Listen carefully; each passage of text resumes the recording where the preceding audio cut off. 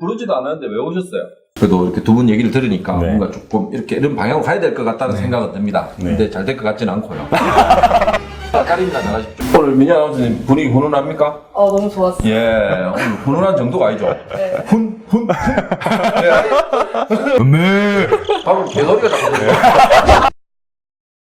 자, 그럼 오늘 3040 정치 토크 주인공 두 분 소개하겠습니다. 우리 배재훈 전 시의원과 최재훈 전 시의원입니다. 박수! 안녕하세요. 간단히 자기소개 부탁드릴게요. 네, 안녕하십니까. 저는 7대 대구 시의원을 했었고 달성군 지역구입니다. 지금은 우리 달성군 국회의원 추경호 국회의원님의 보좌관을 하고 있고요. 예, 모쪼록 만나 뵙게 되어서 반갑습니다. 예, 반갑습니다. 예. 안녕하세요. 저는 배재훈입니다. 방금 소개했던 최재훈 의원하고 함께 의정생활 했었고요. 지금은 의원생활 마치고 연구원 생활도 하고 또 자그마한 업체도 하나 운영하고 있습니다. 감사합니다. 예. 두 분 부르지도 않았는데 왜 오셨어요?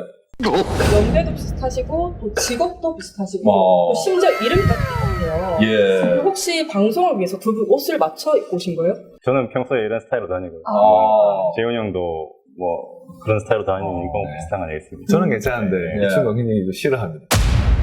일단 지금 현 정치판 한번 시원하게 한번 까주시죠. 정치를 분석한다는 것이 어느 쪽의 포지션에 따라서 좀 다를 텐데요. 제가 바라보는 관점은 문재인 대통령이 공약을 잘 지키고 있는 것 같습니다. 한 번도 경험하지 못한 이 대한민국을 제 나름대로 제 생각에는 느끼고 있는데요. 또 일부 국민들은 또 문재인 대통령을 잘 하고 있다 이렇게 보시는 분도 많으니까. 근데 저는 개인적으로 문재인 대통령이 좀 잘못하고 있는 게 아닌가 이렇게 생각하고 있습니다. 어떤 점이 잘못돼서? 지도자가 가장 해야 될 일이 특히 대통령은 외교, 안보, 국방, 경제 이런 여러 분야가 있는데요. 어느 분야 할 것 없이 저는 다 낙제점입니다. 나빵점. 빵점입니다. 저는 낙제점입니다. 특히 외교 분야 같은 경우에는 얼마 전에도 언론에 자주 나오는데요. 지금 미군하고 이 돈 문제로 매년 이렇게 싸우고 있거든요. 예전에는 5년, 3년 이렇게 협상을 했었는데 지금은 1년 단위로 그걸 작년에 계약을 할 때 3년이나 5년을 했으면 이렇게 저희가 힘들지 않았을 텐데 그게 다 우리 또 예산이거든요. 방위 분담금. 네. 예. 그래서 뭐 그뿐만 아니고 또 이제 미국하고 관계가 나빠졌는데 제가 봤을 때 그러면 중국하고 러시아하고 관계가 좋아졌느냐 또 그것도 아니거든요. 예. 또 중국에 가셨을 때도 또 혼밥이라고 그 당시에 많이 언론에도 회자되고 예. 그래서 외교 분야는 그렇고요. 뭐 경제는 말할 것도 없고요. 예. 제가 주위에 많은 이 선배들, 뭐 친구들, 뭐 저도 개인 사업을 조그맣게 하고 있지만 다들 어렵거든요. 예. 다 안 좋다. 예. 그래도 한 가지 좋다고 평가하고 싶은 것은 조금 겸손한 모습. 국민들한테 조금 뭐 쇼라고 하고 싶지는 않고요. 조금 겸손한 모습을 보여주시는 것이 조금 그나마 좀 낙제점 이상이다. 예. 이렇게 저는 개인적으로 알겠습니다. 이제 뭐 현실 정치를 한번 까달라고 하셨는데 뭐 이거는 제가 한국당 소속이기 때문에 대통령만 깔 수는 없는 거고 양쪽을 다 지금 정치에서 생각을 한번 말씀드리자면 뭐 문재인 대통령과 여당은 집권 여당 또는 이제 대통령으로서 역할을 제대로 못하는 것 같습니다. 근데 저는 뭐 배재훈 전 시의원님께서 뭐 외교, 안보 이런 얘기를 하셨는데 저는 지금 대통령이 가장 잘못하고 있는 것은 우리 국민들을 극과 극으로 분열을 시키고 있다. 이 대한민국 5천만이라는 정말 어떻게 보면 작은 나라인데 힘을 합쳐도 모자랄 판에 대통령이 나서서 나와 다른 진영에 있는 어떤 조직, 뭐 당으로 치면 한국당, 뭐 경제적인 그런 측면에서 보면 기득권층, 뭐 대기업 사실 이런 걸 편가르기를 해가지고 저 집단은 저 조직은 잘못된 집단이다. 소위 적폐라고 몰아넣고 그 일을 대통령이 되고 3년 차가 됐는데도 아직도 그 일을 진행을 하고 있습니다. 누군가는 대한민국의 많은 국민들 중에 누군가는 적폐로 몰려가지고 그 적폐라는 낙인을 찍고 이 대한민국을 살아가야 하는데 과연 대통령이 그것을 통합을 못하고 다 끌어안는 모습을 보이지 않고 거기에 춤을 추듯이 칼춤을 추듯이 거기 편성해서 대통령이 나서는 것은 국민들을 반으로 쪼개고 화가 나게 하고 그런 어떤 통합적인 측면에서 대한민국의 발전에 결코 도움이 되지 않는다. 대통령은 분열의 랜드마크다. 네, 분열의 주동자다. 주동자. 주범자다. 예. 이 30대 대구시 의원이 되셨는데 해보니까 어떠세요? 근데 힘들었습니다. 어떤 점이 힘드신지. 특히 지역사회에서 30대라 그러면 소위 이 유튜브 채널이죠. 그러니까 얼라가 이런 좀 시각이 있고요. 근데 서울이나 경기 이런 데 가면 30대 의원들이 굉장히 많습니다. 많은데 지역사회만 하더라도 최의원도 그렇고 저도 그렇고 30대니까 선배들이 조금 이렇게 다르게 보는 그런 것이 있었고요. 또 두 번째로는 또 의정 활동이라는 게 또 금전, 인맥, 그 다음에 뭐 학력, 많은 것이 필요하거든요, 사실. 근데 30대 저희가 의정 생활을 할 때만 하더라도 결혼도 한 지 얼마 안 돼요. 아기도 태어나고. 또 현실 정치라는 것이 책에서 나오듯이 도덕에서 나오듯이 그런 게 아니거든요. 그렇게 하는데도 불구하고 또 이제 지역 주민들은 시의원 되니까 얼굴도 못 보고 이런 말씀을 자주 하시고, 그러니까 금전적으로도 많이 힘들고 또 체력적으로도 많이 힘들고 또 대구시만 하더라도 1년 예산이 한 8조 정도 됩니다. 교육청이 한 3조 2천억 저희가 할 때 지금 조금 더 늘었었거든요.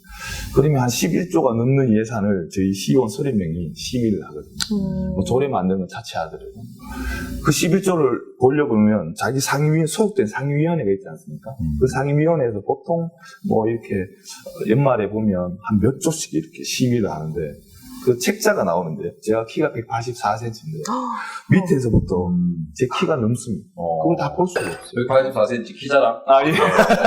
예. 근데 그걸 좀 보고 이제 일반 시민들은 또 뭐 의원이니까 좀 질의도 제대로 하고 의정 활동도 제대로 하기를 바라죠. 그래서 공부를 좀 열심히 하고 또 질의를 드리고 이렇게 하면 아무도 이제 공부를 하다 보면 또 지역의 행사라든지 이렇게 불참하면 또 안 좋게 보시죠. 이제 뭐 지원 시절을 돌아보면 처음 얘기는 이제 선거부터 얘기를 해야 될 것 같습니다. 제가 이제 저는 지역구가 달성군이었고 달성군이라는 데가 도농복합 지역입니다. 도농복합 지역이라는 것은 아무래도 좀 더 보수적인 성향이 강한 지역이었고 제가 만 32세에 시원을 왔을 때 아까 우리 배재원 전 시원이 얘기했다시피 뭘 알겠냐. 알라다. 알라다 얘기까지는 안 나왔던 것 같아요. 네, 제가 전 키가 187이라. 그때 그 당시에 뭘 알겠냐, 지역을 대변할 수 있겠느냐. 이제 그거는 그동안에, 저는 그렇게 생각해요. 그때 속으로는, 뭐 더 열심히 하겠다 말은 했지만 속으로는 젊은 사람이 더 잘할 수도 있을 것이다. 저는 그런 마음을 항상 갖고 있었어요. 대기도 있었고. 네, 예. 근데 이제 그걸 지역에서 저희 나이, 절대적인 나이라는 게 있기 때문에 그렇게 보는 건 어쩔 수 없었지만. 근데 그런 부분이 처음에는 힘들었고요. 이제 시원이 되고 나서는 이제 지역에 이제 시원으로서 활동을 하면서 그 어른들하고의 특히 이제 지역의 뭐 유지분들이나 지역에 기존에 활동하고 계시는 분들이나 대부분이 이 50대 이상입니다. 저 또래 20, 30, 40대는 먹고 살기 힘들고 자기 일이 바쁜 시기라서 접할 수 있는 기회가 잘 없었어요. 물론 우리 당에서 그렇게 한 부분도 있지만 그냥 무조건 20살에서 30살 20, 30년씩 차이 나는 분들을 대하는 게 사실 세대 차이도 느껴지고 이분들이 하는 얘기가 가끔은 뭐 때로는 잘 와닿지도 않고 그런 부분이 좀 젊은 이제 정치인들이 노력해야 할 부분이고 저는 이제 그런 부분이 이제 맞닥뜨리다 보니까 힘들었죠. 힘들고 과연 저분들이 나의 진정성을 알아줄까 뭐 이런 고민이 많았습니다. 그래도 이제 4년 동안 열심히 하다 보니까 좀 그런 부분은 좀 많이 상쇄가 된 부분도 있죠. 지역 목소리는 대변을 해야 되는데 너무 또 세게 대변하면 싸가지가 없다. 좀 잘난 척한다. 많이 컸다. 그러니까 이 물리적인 나이를 어떻게 바꿀 수는 없어요. 근데 그런 시선들이 뭐 대구 그리고 달성군에서 보는 시선들이 선입견들이 많죠. 그런 선입견들이 아마 30대 지방 정치인들한테는 제일 힘들 거라고 생각합니다. 지금 뭐 대구 경북에 이제 불출마 선언이 그 동갑의 정종석 의원 혼자인데 또 관료 출신들이 많고 대구에는 꼰대 이미지들이 좀 있어요. 그래서 꼰대라 하고는 좀 그렇고 일단 우리 지역에 좀 변하지 않는 좀 안 좋은 측면에서의 보수에 대한 이렇게 한마디를 한다면 어떨까요? 뭐 최재형 의원이나 저나 그 7대 의원 생활을 했었는데요. 또 저희 당을 비판하기보다 또 제 자신이 좀 실력이 없지 않았나 이런 생각도 하고요. 제가 더 노력하고 채용하고 더 투쟁하고 뭐 당이라는 게 정당의 당자가 문의 당자 아닙니까? 많은 사람이 있습니다. 그러면 또 반대로 생각하면 나이가 좀 많다고 그분들이 열심히 그 지역구를 닦고 틀을 닦았는데 이 선을 물러나세요. 이것도 좀 안 맞거든요. 그래서 저희 젊은 층들도 뭐 특혜를 바라기보다 더 열심히 하고 더 요구하고 근데 이제 저도 마찬가지지만 대구 이 젊은 친구들이 뒤에서는 얘기를 잘하는데 앞에서 얘기를 잘 못해요. 그럼 젊은 사람 공천도 열심히 하겠다. 또 희생도 하고요. 그러지 않고 그냥 젊다는 이유만으로 세대 교체를 해달라. 그런 거는 좀 아닌 것 같고요. 그래서 뭐 제가 젊은 친구들 만나면 항상 얘기하는 게 함께 하자. 함께 노력하자. 하루아침에 절대 되지 않는다. 그렇게 생각합니다. 대구 경북의 꼰대 이미지. 예. 저는 이제 제가 이 속에서 당에 소속돼서 국회의원님들을 만나 뵙고 하면 그 개개인의 분들은 사실 되게 훌륭한 분들이 많습니다. 그리고 맞습니다. 뭐 공직자 출신이라고 해서 콕 막히거나 뭐 어떤 그런 관행에 젖은 그런 분들이 또 있겠죠. 근데 제가 아는 분들이 많은 분들이 절대 꼰대 이미지나 이런 부분이 아니고 개혁을 원하시고 좀 젊은 사람들이 정치 참여하기를 바라십니다. 우리 당에도 그런 분들이 많이 들어오길 바라고요. 젊은 당원들. 근데 이제 국회에서 보여지는 모습들이 계속 이 특히 TK 이제 한국당 보수 꼰대 이미지가 그게 그대로 투영되다 보니까 더 쉬우죠. 저는 그게 되게 답답했어요. 제가 시원하면서도 탄핵 이후에 분명히 우리 젊은 시의원들 재훈이 형이나 저나 꼰대같이 활동한 적이 없는데 자꾸 이제 한국당은 그런 이미지, 한국당 국회의원은 마찬가지. 원인을 찾다 보니 공무원들이어서 그렇다.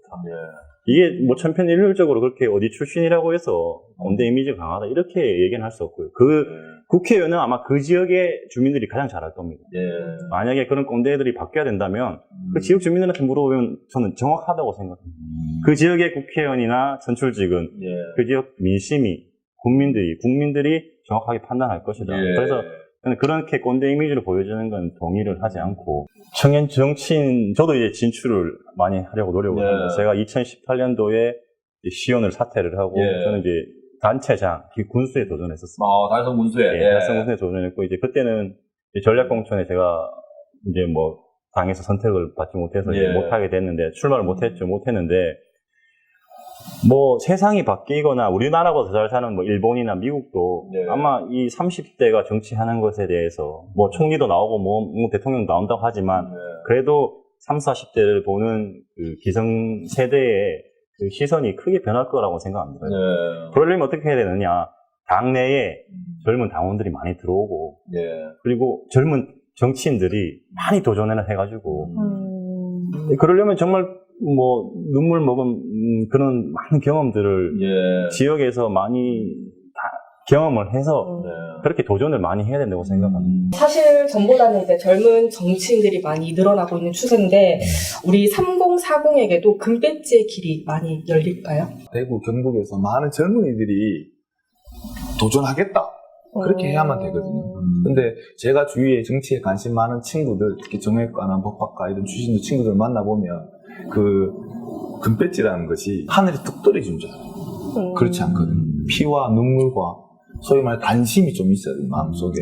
제가 왜 정치를 하는지, 제가 국회의원이 되면 뭘 할 건지 그에 대한 자기 정립부터 돼 있어야 되는데 아직까지 우리 청년들도 그런 게 좀 부족하고 또 그 친구들은 금배지를 달고 국회의원들이 9명의 비서와 함께 이렇게 하고 뭐 예산을 얼마만큼 이렇게 하고 이런 것만 보지만 사실 그 이면에 얼마만큼 많은 눈물과 고통인지 모르거든요.